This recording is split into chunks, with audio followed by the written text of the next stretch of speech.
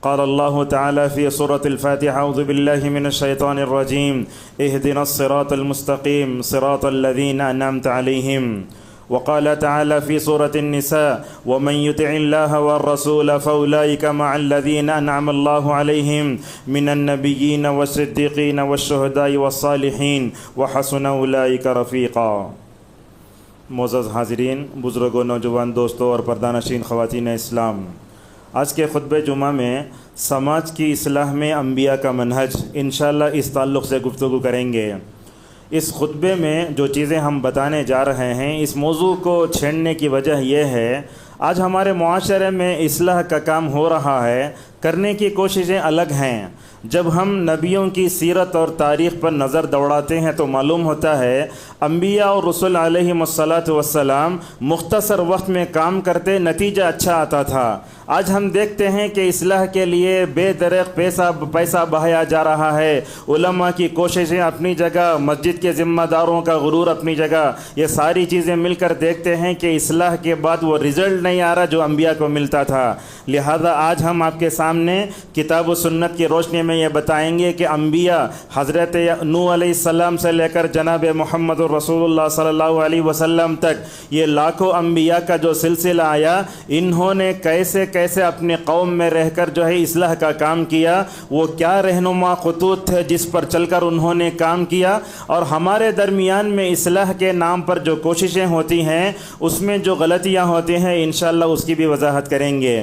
سب سے پہلے میں نے آپ کے سامنے سورہ فاتحہ کی آیت پڑھی، اس میں اللہ تبارک و تعالیٰ یہ دعا سکھاتا ہے: اہدنا الصراط المستقیم، اے اللہ ہمیں سیدھا راستہ دکھا۔ کن لوگوں کا راستہ؟ اس کی وضاحت سورہ نساء کی اس آیت میں آتی ہے: اے اللہ ہمیں نبیوں کا راستہ دکھا، سچے لوگوں کا راستہ دکھا، شہداء کا راستہ دکھا، نیک لوگوں کا راستہ دکھا۔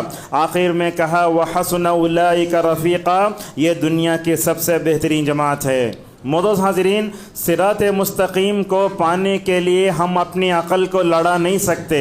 اگر آپ صراط مستقیم پر جانا چاہتے ہیں، جنت کے راستے پر جانا چاہتے ہیں، تو آپ کو نبیوں کے راستے پر چلنا پڑے گا، خصوصاً رسول اکرم صلی اللہ علیہ وسلم کے راستے پر چلنا پڑے گا۔ اللہ تبارک و تعالیٰ نے دنیا کو پیدا کیا، دنیا میں اللہ تبارک و تعالیٰ نبیوں کو بھیجتا رہا، جیسا کہ روایتوں میں آتا ہے کہ 1 لاکھ سے زیادہ انبیاء تشریف لائے۔ ایک بات بھی ہے، اللہ نے دنیا بنائی، دنیا کی اصلاح کا طریقہ سب سے بہتر وہی ہے جو آسمان سے آتا ہے۔ اصلاح کا سب سے بہتر طریقہ وہ ہے جو نبیوں نے بتایا۔ آپ دیکھیں، اگر کلاس میں جو ہے طالب علم ہوتا ہے، استاد کے بغیر سبجیکٹ پڑھ نہیں سکتا۔ اگر آپ کتاب رکھ کر سبجیکٹ کے بغیر استاد کو بھیجے نہیں ہو سکتا۔ اسی لیے تربیت میں ہم دیکھتے ہیں اللہ تعالیٰ نے کتنا کامیاب نسخہ اتارا۔ اللہ تعالیٰ نے کتابیں بھی اتاری، ساتھ میں نبیوں کو بھی بھیجا۔ تربیت ایسے ہی ہوتی ہے، اگر کتاب کو بھیج کر نبیوں کو نہ بھیجتا تو ایک رول ماڈل نہیں ہوتا لوگوں کے سامنے۔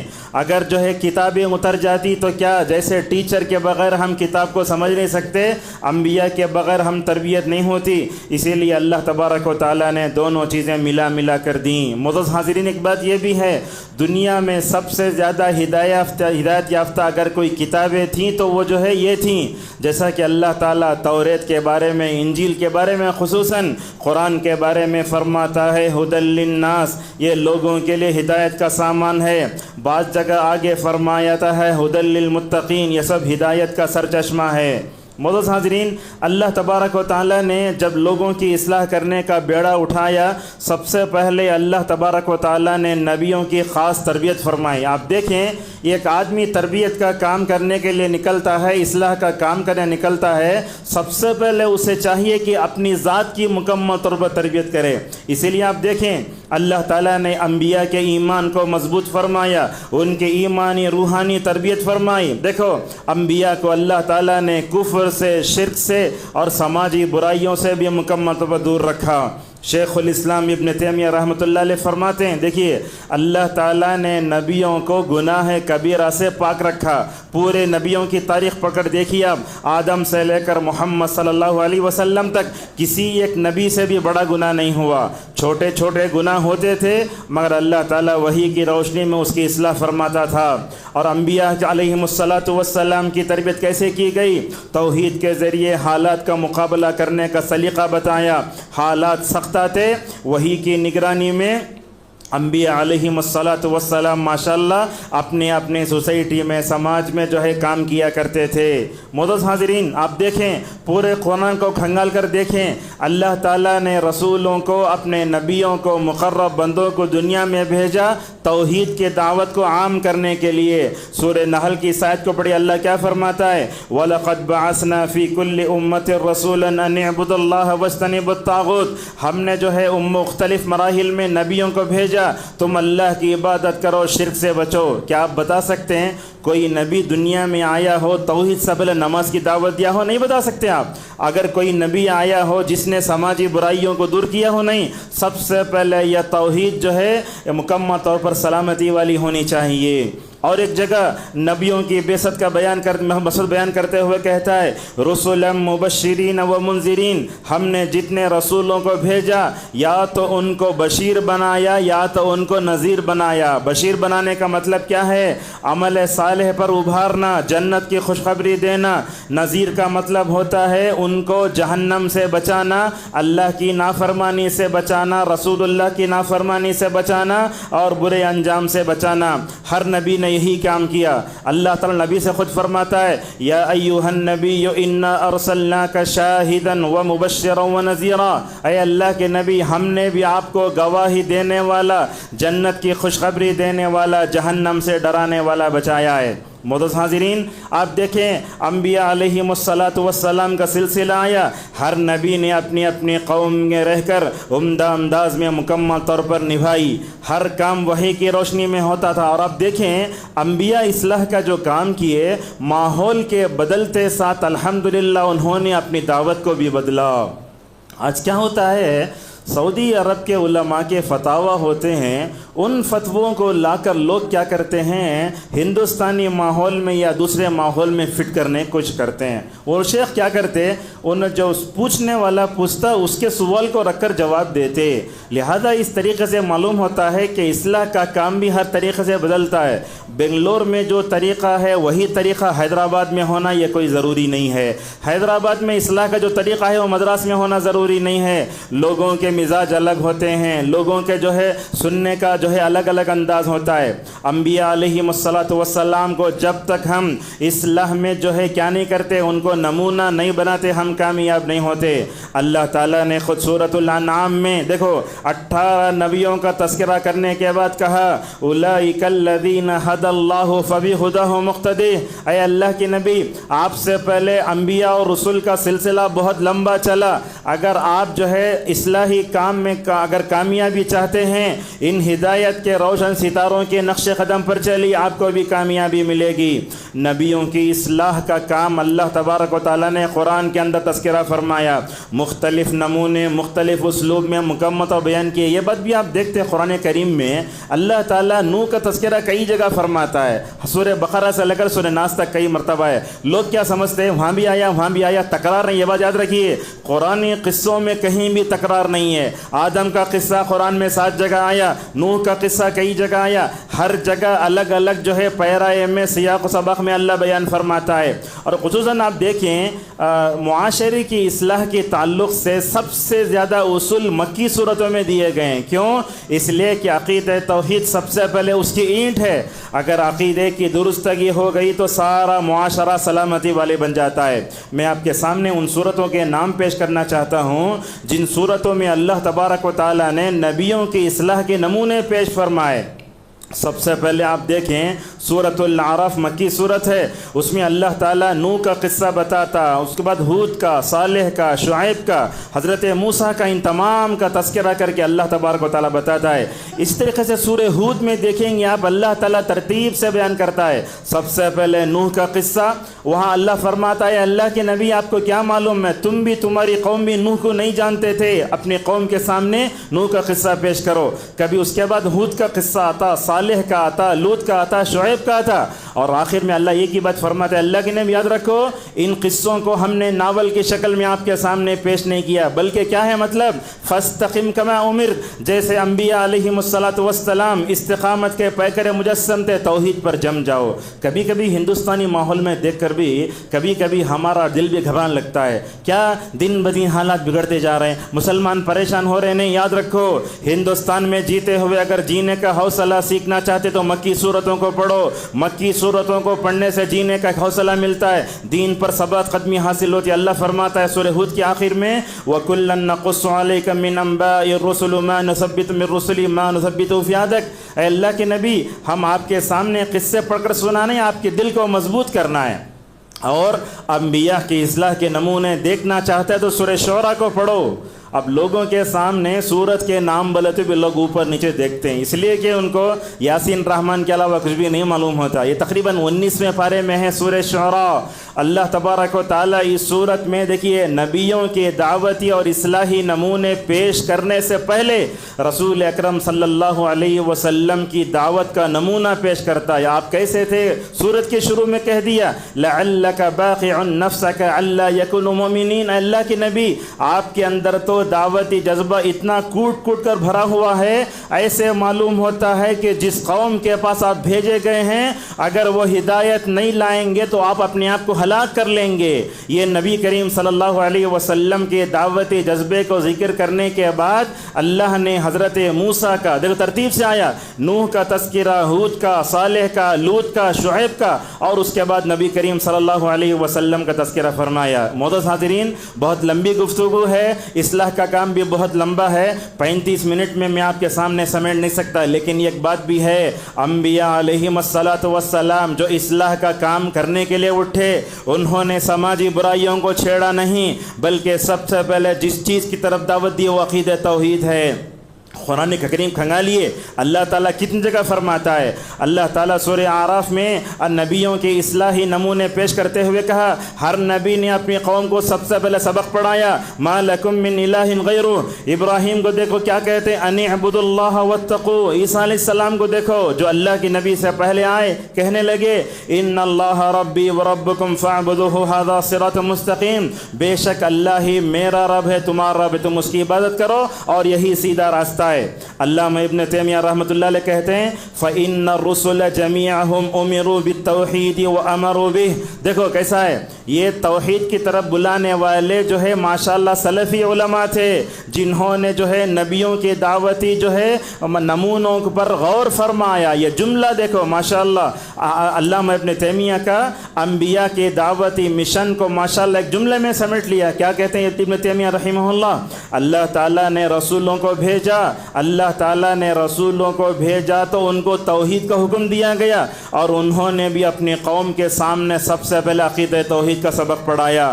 اگر اس کو جاننا چاہتے ہیں تو سورہ انبیاء کی آیت نمبر 25 میں دیکھیں اللہ کیا فرماتا ہے وَمَا أَرْسَلْنَا مِن قَبْلِكَ مِن رَسُولٍ إِلَّا نُوحِي إِلَيْهِ أَنَّهُ لَا إِلَهَ إِلَّا أَنَا فَاعْبُدُونِ، اے اللہ کی نبی ہم نے آپ سے پہلے جتنے نبیوں کو بھیجا ان تمام کی طرف ہم نے وحی کی۔ اللہ تعالیٰ نبی کو بھیجتا اور جبرائیل وحی لے کر آتے، اس وحی میں سب سے پہلا پیغام یہ ہوتا اے اللہ کے نبی اور تمام نبی تمام لوگوں کو بتا دو اللہ تعالیٰ ایک ہے۔ سورہ زخرف کی آیت نمبر 45 میں اللہ فرماتا ہے اے اللہ کے نبی صلی اللہ علیہ وسلم آپ سے پہلے بھی آپ بھی تمام نبیوں نے لوگوں کو الرحمن سے جوڑا، اگر الرحمن کے علاوہ دوسرا کوئی ہوتا اس کی عبادت کی جاتی۔ آپ ایک بات نوٹ کریں، اللہ تعالیٰ نے سورہ آل عمران میں حضرت عیسیٰ علیہ السلام کا تذکرہ فرمایا، وہاں اللہ تعالیٰ فرماتا ہے دیکھو کسی بھی انسان کے لیے درست نہیں کہ لوگوں کو اپنی ذات سے جوڑے۔ حضرت عیسیٰ علیہ السلام بھی لوگ جو ہے اللہ سے جوڑے، اپنی ذات سے نہیں جوڑے، بلکہ ایک بات یاد رکھو کسی بھی نبی نے اپنی قوم کو اپنی ذات سے نہیں جوڑا۔ آج کل کے پیرا مرشدہ کیا کرتے بولتے مجھے سجدہ کرو تمہیں، میں کیا بولتا وہ سنو تمہیں بولتے. یہ آج کل کے پیر و مرشد جو ہے خدا سے کم نہیں ہے. یہ سب چیز ہم دیکھتے ہیں. ہر نبی نے کیا کیا؟ اپنی قوم کو اللہ سے جوڑا. اور ایک بات بھی ہے، جو ربانی علماء ہوتے ہیں وہ عوام کو اپنی ذات سے نہیں جوڑتے. میں خطبہ دے رہا ہوں، آپ میری بات مت سنو، کتاب و سنت کی بات سنو. ربانی علماء کی پہچان یہ ہوتی ہے کہ وہ دنیا کو شخصیت پرستی نہیں سکھاتے، بلکہ رب سے جوڑتے ہیں، حق سے جوڑتے ہیں، حق پرست بناتے ہیں اور توحید کی تعلیم دیتے ہیں. آپ نے ایک نام سنا ہوگا سلفی علماء میں علامہ البانی رحمہ اللہ کا. ماشاءاللہ بہت بڑے عالم دین تھے، بلکہ یہ ایسی عالم دین ہیں، علماء تو کہتے ہیں کہ ان کے علم سے جو ہے دنیا بے نیاز ہی نہیں ہو سکتی. اتنے بڑے عالم دین. ان کے بارے میں خود ان کے شاگرد کہتے ہیں، سلیم ہلالی حفظہ اللہ، شیخ البانی ربانی عالم دین تھے. انہوں نے ہم لوگوں کو اپنی ذات سے نہیں جوڑا، بلکہ تمام شاگردوں کو ماشاءاللہ جو ہے حق سے جوڑا.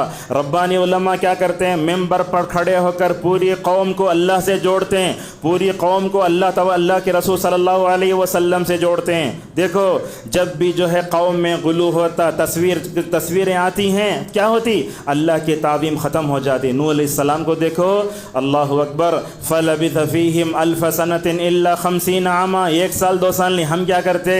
یہ خطبہ دیے تو عصر کی نماز میں پوری پبلک سدھرنا بولتے، نہیں ہوتا وہ. نوح علیہ السلام کو دیکھو، 950 سال تک اپنی قوم میں ٹھہرے رہے. بولے دیکھو 950 سال تک ٹھہرے. ایک جملہ آخر میں کہا، ما لکم لا ترجون للہ وقارا. اے لوگو، کیوں تمہارے اندر اللہ کی تعظیم نہیں آتی؟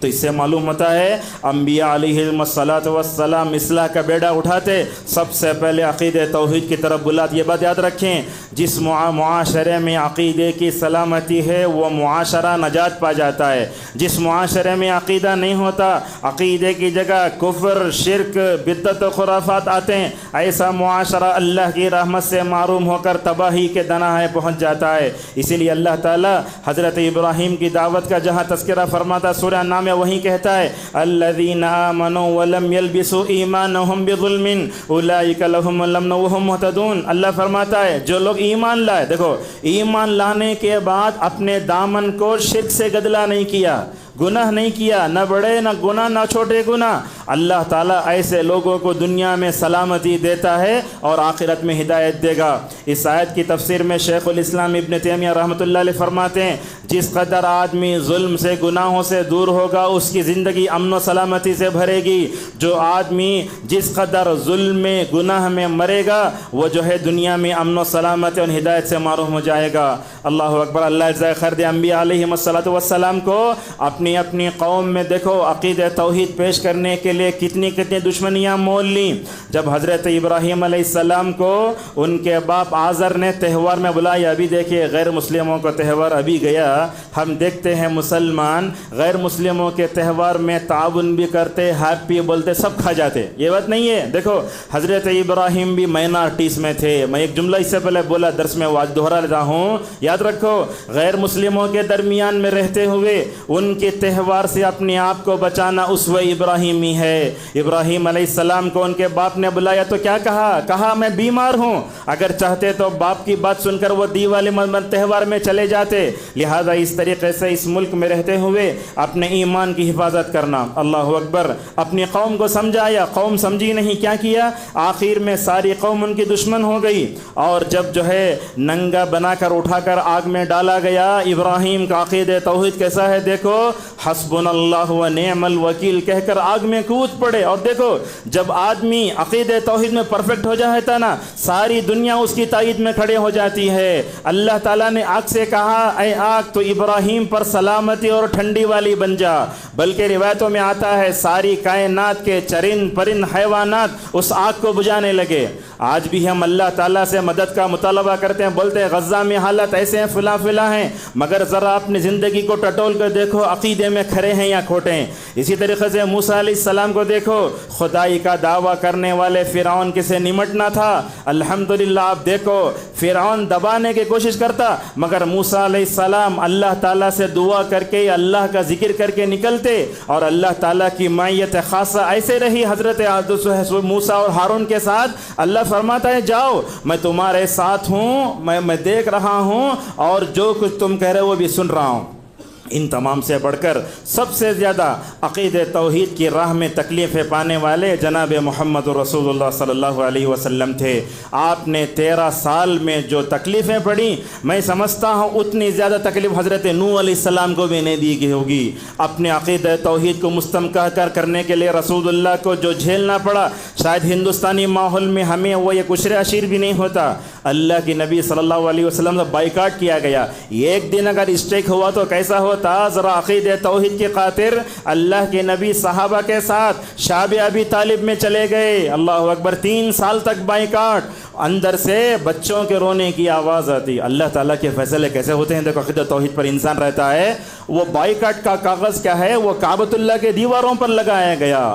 دیمک کو بھیجا اللہ نے، دیمک نے کھا کر ختم کر دیا۔ اللہ اکبر۔ ایسے ہی عقید توحید پر جب بندہ رہتا ہے، ماشاءاللہ اللہ تبارک و تعالیٰ مکمل طور پر حفاظت فرماتا ہے۔ اور دیکھو، مکی زندگی میں، مدنی زندگی میں اللہ کے نبی جب بھی دعوت دیتے، عقید توحید کی دعوت سب سے پہلے حضرت علی کو خیبر کو فتح کرنے کے لیے بھیج رہے ہیں۔ بولتے ہیں، اے علی دیکھ کر جاؤ، جب اترو وہاں سب سے پہلے عقید توحید کو لوگوں کے سامنے پیش کرو۔ یہ بات یاد رکھو، یہ گمراہ انسان بھی اگر تمہارے طرف سے راہ راست پر آ جائے، یہ دنیا کا سب سے بڑا سرمایہ ہے۔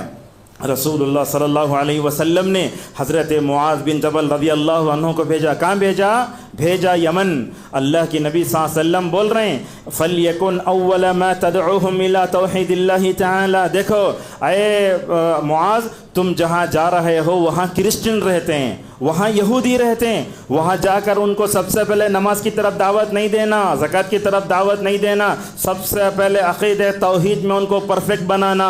عقید توحید پرفیکٹ ہو گیا تو نماز کی دعوت دو، نماز اگر صحیح ہو جائے تو زکوٰۃ کی دعوت۔ دیکھو، اسلام کے پلر 5 ہے، اللہ کے نبی 3 ہی ذکر کر رہے ہیں۔ آپ نے روزے کو بھی چھوڑ دیا، حج کو بھی چھوڑ دیا، کیوں؟ یہی انبیاء کا اصلاح کا طریقہ ہوتا ہے۔ اللہ اکبر۔ نبی نے عقید توحید کی دعوت دی، صحابہ نے عقید توحید کی دعوت دی۔ یہ دیکھو، جب بھی حجر اسود کے سامنے جاتے حضرت عمر رضی اللہ عنہ اپنی عقید توحید کی پختگی اعلان کیسے فرماتے؟ مختار احمد ندوی رحمہ اللہ کہتے ہیں، دیکھو عمر کو، حالانکہ وہی اسلام لانے سے پہلے بتوں کے سامنے جھکتے تھے، یہ حجر اسود بھی پتھر تھا، جب اس کے سامنے گئے تو اپنی عقید توحید کی پختگی اور اللہ تبارک و تعالیٰ سے جو تعلق تھا اس کو ایسے فرمایا، کہا یا حجر انک لا تضر ولا تنفع ولولا انی رأیت رسول اللہ صلی اللہ علیہ وسلم یقبلک ما قبلتک۔ یہ کوئی بھی آج بھی حضرت وس کے سامنے جاتا ہے نا، وہ عمر کی تو وہ توحید اس کے سامنے آنکھوں میں ہونا چاہیے۔ کہتا ہے، اے کہتے ہیں عمر رضی اللہ عنہ، اے پتھر، تو نہ تو نفع دے سکتا ہے نہ نقصان دے سکتا ہے، اگر میں نے رسول اللہ کو تجھے بوسہ دیتے ہوا نہ دیکھتا تو کسی کو بوسہ نہیں دیتا۔ آج امت مسلمہ کا حال کیا ہے؟ درگاہوں کے آستانوں کے نعوذ باللہ جو لے جا کر چوم رہے ہیں، درگاہوں کے پاس جو سڑا پانی رہتا ہے اس میں جا کر شفا پا رہے ہیں، نعوذ باللہ۔ جنت کا دروازہ اجمیر میں، بولتے ہیں جنت کا وہ دروازہ ہے، وہاں جو چلا جاتا ہے وہ جنت کا دروازہ۔ میں تو بولتا ہوں اگر کوئی اجمیر میں وہ جنت کے دروازے کے قریب گیا، حقیقی جنت کے دروازے سے محروم ہو جائے گا۔ اسی طریقے سے ہم دیکھتے ہیں انہی انبیاء کے نقش قدم پر چلنے والے ایک نام آتا ہے شیخ الاسلام مجدد الانام محمد ابن عبد الوہاب رحمہ اللہ کا۔ آج سعودی عرب میں جو بھی توحید ہے، جو بھی شریعت پر چلنے کی برکت ہے، وہ انہی کی کوشش تھی۔ ان کا کارنامہ کیا تھا؟ انہوں نے سب سے پہلے لوگوں کو نماز کی طرف نہیں بلایا، سماجی برائیوں کی طرف نہیں بلایا، سب سے پہلے عقید توحید کا جام ان کو پلایا۔ اللہ اکبر۔ ان کے کارناموں میں سب سے بڑا کارنامہ یہ تھا کہ انہوں نے بادشاہوں کو توحید پرست بنایا۔ اگر بادشاہ صحیح، مسجد کا ذمہ دار صحیح، ساری پبلک صحیح ہو جاتی ہے۔ آج سعودی عرب میں جو بھی ہے دعوتی کوششوں کا ثمرہ ہے وہ دیکھتے ہیں کیسے سنبھالا۔ دیکھو لوگوں کو بولتے ہیں کتاب التوحید، کتاب التوحید ایک نام سنے ہوں گے آپ، وہ کتاب تو ماشاءاللہ کیا نیک نیتی سے لکھے ہوں گے۔ محمد ابن عبد الوہاب رحمہ اللہ اصل میں بصرہ گئے تھے، ایک آدمی آ کر پوچھا شیخ عقیدہ توحید کیا ہے؟ اگر چاہتے تو انڈیویجول انفرادی طور پر جواب دے کے خاموش رہ سکتے تھے، اللہ ان کی خبر کو نور سے بھر دے۔ کیا کیا؟ کتاب التوحید لکھ کر قیامت تک آنے والے مسلمانوں پر احسان فرمایا۔ یہی وہ کتاب التوحید، ان انقلابی کتاب.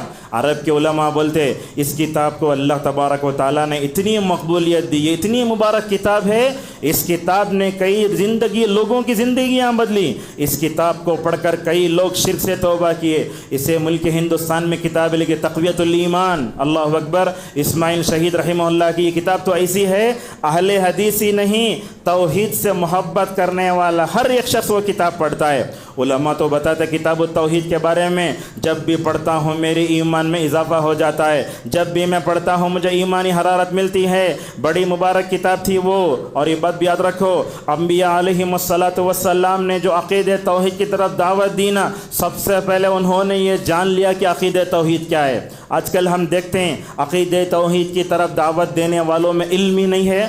اب اتنے لوگ بیٹھے ہیں, اگر آپ کسی سے پوچھ لو علماء کے علاوہ لا الہ الا اللہ کی شرطیں کیا ہیں نہیں معلوم. بلکہ یہ موجودہ صورتحال یہ ہے, لا الہ الا اللہ محمد رسول اللہ کا ترجمہ کرنے بھی نہیں آتا. ہمارے مساجد میں لکھا رہتا ہے کلمہ اللہ کے علاوہ کوئی معبود نہیں, یہ غلط ترجمہ ہے. ترجمہ ایسے کرنا اللہ کے علاوہ کوئی سچا معبود نہیں. حالانکہ معبود بہت ہے دنیا میں نا, لہذا ترجمہ بھی جب صحیح نہیں آتا تو ہم شرطیں کیا جانیں گے. لہذا ہماری عقیدہ توحید کی دعوت بھی بصیرت کے ساتھ ہونا, علم کے ساتھ ہونا. اللہ تو فرماتا ہے فَعْلَمْ أَنَّهُ لَا إِلَهَ إِلَّا اللَّهُ. اور یوسف علیہ السلام دیکھو مصر میں جیل میں گئے, جیل میں گا کر رونا دھونا نہیں کیا, بلکہ کیا کہا ماشاءاللہ, وہاں بھی عقیدہ توحید کی طرف دعوت دی.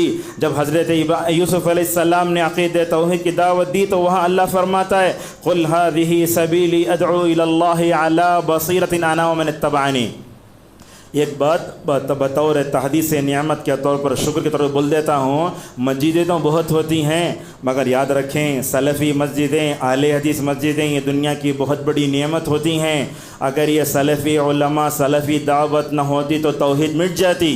اگر یہ سلفی مسجدیں سلفی علماء نہ ہوتے تو ہوتا کیا, بدعت ختم, بدعت نعوذ باللہ آ جاتی. لہٰذا یہاں ہمیشہ لوگوں کو توحید اور اتباع کی جو ہے بات کی جاتی ہے, شرک سے, کفر سے, بدعت و خرافات سے مکمل طور پاکی ہوتی ہے. لیکن آج کل دیکھتے ہیں ہم اہل حدیثوں میں بھی آج عقیدہ توحید کمزور ہوتی جا رہی ہے. ہمارے باپ دادا سلفی تھے, ہم بھی سلفی ہو جا رہے ہیں. نہیں, عقیدہ توحید کا علم حاصل کرو, جیسا کہ اللہ فرماتا ہے فَعْلَمْ أَنَّهُ لَا إِلَهَ إِلَّا اللَّهُ. انبیاء علیہم السلام نے کیسے کام کیا دیکھو. انبیاء علیہم السلام نے انفرادی کوششیں کی. عقیدہ توحید کے بارے میں یہ خطبہ دوں, آپ لوگ توحید پرست ہو جائیں ضروری نہیں ہے, یہ بات یاد رکھو. انفرادی کوشش کرنا, اجتماعی کوشش کرنا, سری کرنا, جہری کرنا. اللہ کے نبی کو دیکھو مکے میں تھے, 10 سال تک چھپ کر کام کرتے رہے. یہ کیا تھا, حکمت کا تقاضا یہ تھے.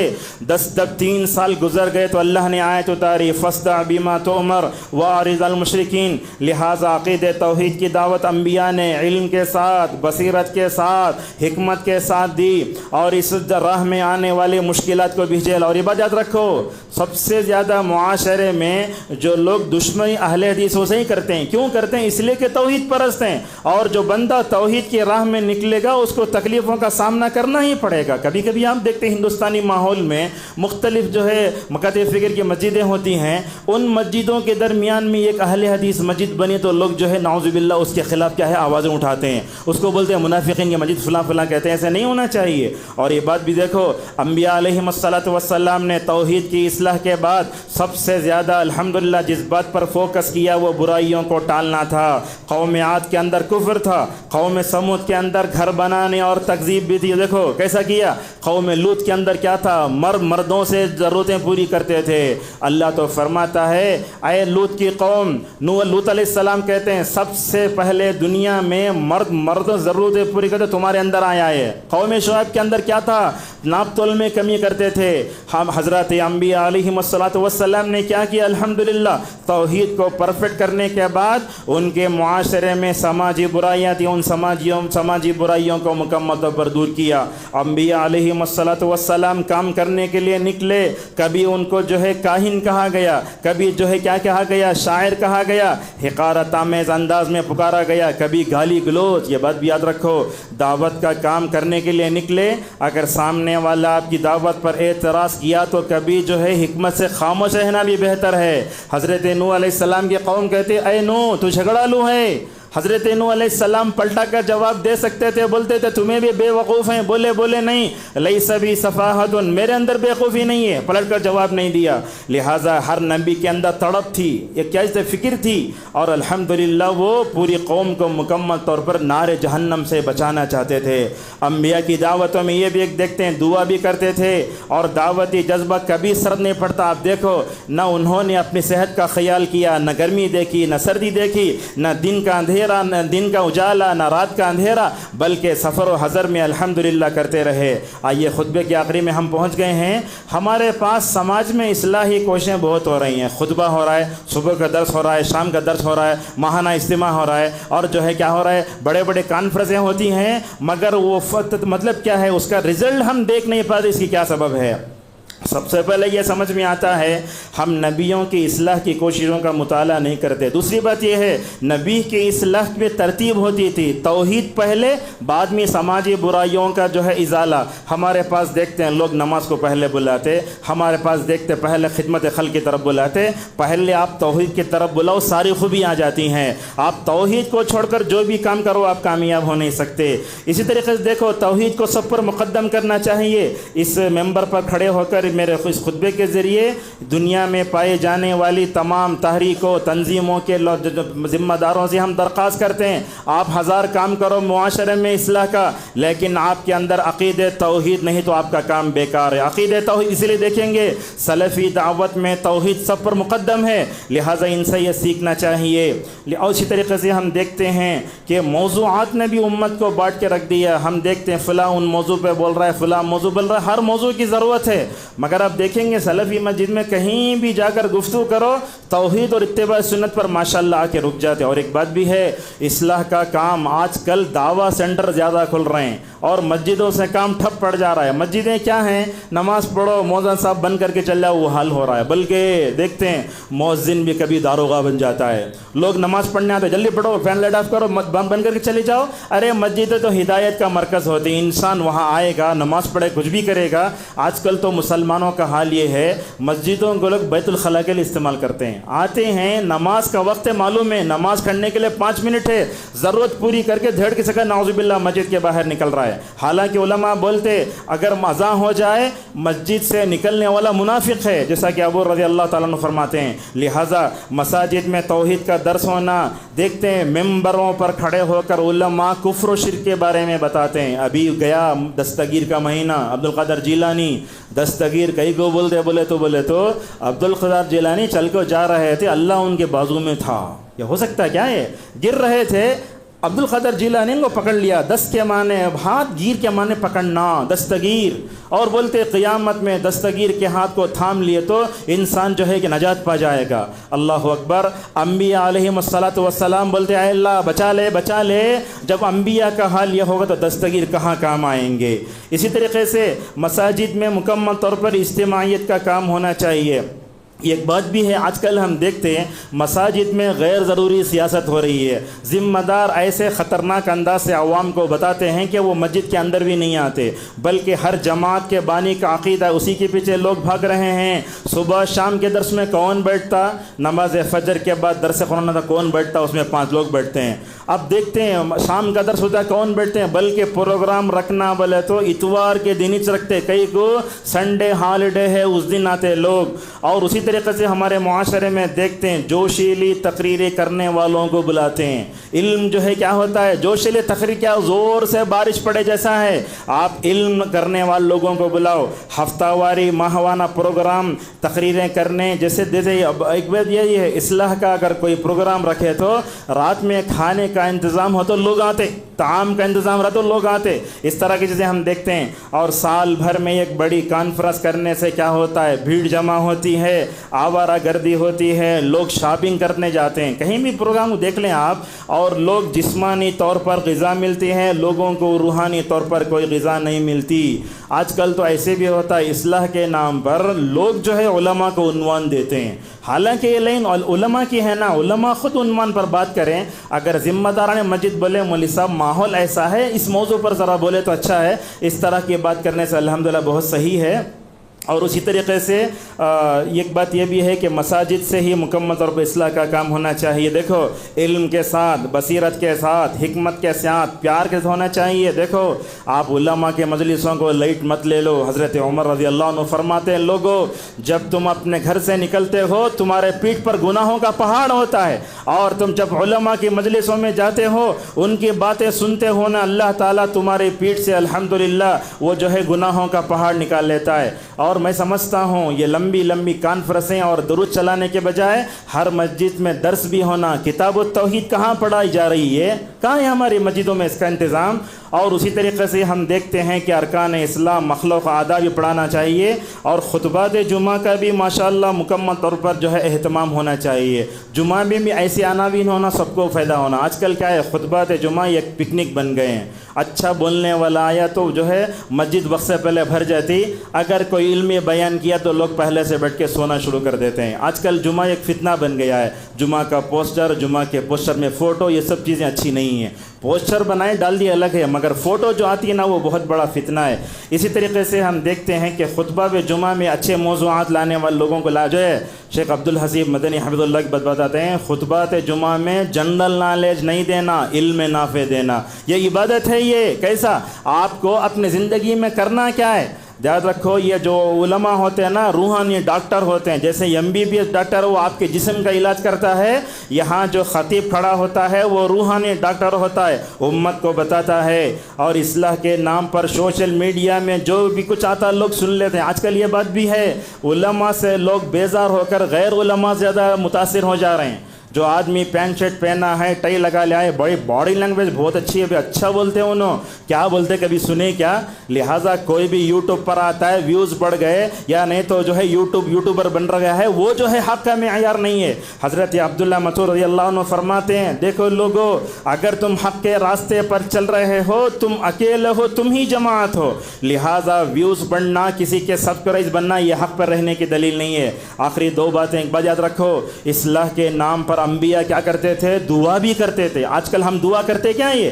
بلکہ دیکھتے ہیں نوجوانوں کو، عورتوں کو، بچوں کو اصلاح کے نام پر سب ایسے کرتے ہیں. اور ایک بات دیکھتے ہیں آپ سلفی مساجد میں الحمدللہ دعوت کا، اصلاح کا جو کام ہوتا ہے ہر محض پر ہوتا ہے. یہاں مردوں سے بھی خطاب ہوتا ہے، عورتوں سے خطاب ہوتا ہے، نوجوانوں سے بھی ہوتا ہے، لڑکوں سے بھی ہوتا ہے اور لڑکیوں میں. دیکھو اللہ کے نبی کو عید کے دن مردوں میں خطبہ دیا، عورتوں سے بھی نبی کریم صلی اللہ علیہ وسلم جا کر الگ خطبہ دے رہے ہیں. اور آپ نے خطبہ حجۃ الوداع میں جب آپ کے سامنے 1 لاکھ صحابہ تھے، آپ نے اس موقع پر بھی عورتوں کے بارے میں بھی مکمل فرمایا. لہٰذا مردوں کی اصلاح ہونا، عورتوں کی ہونا، لڑکوں کی ہونا، لڑکیوں کی ہونا، نوجوانوں کی ہونا، بچوں کی ہونا، مکمل طور پر یہ صحیح ہے.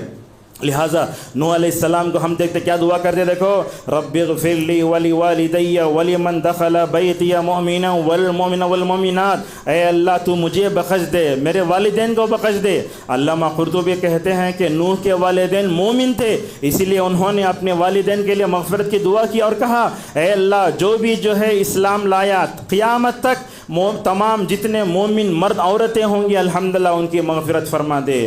اور آخر میں کڑوی بات لوگوں کو بری بھی لگے، رمضان آ رہا ہے اور رمضان کے ایسے موقع پر امت میں دیکھتے ہیں درس دینے کے لیے علماء کو لایا جاتا ہے. چنتے کیسے؟ اچھے انداز سے. اور آج کل دیکھتے ہیں یہ علماء کو بھی IPL جیسے IPL جیسے معاملہ ہو گیا. جو عالم جو ہے 3.5 لاکھ پہلے سے بول دیتا ہے ویسے لوگوں کو لا کے رکھتے ہیں. اور ایک بات یہ بھی ہے باہر سے آنے والوں کی بڑی عزت کرتے لوگ، مقامی علماء کو لوگ نظر انداز کرتے ہیں. یہ بات غلط ہے نا یہ. لہٰذا تمام علماء کی قدر کریں.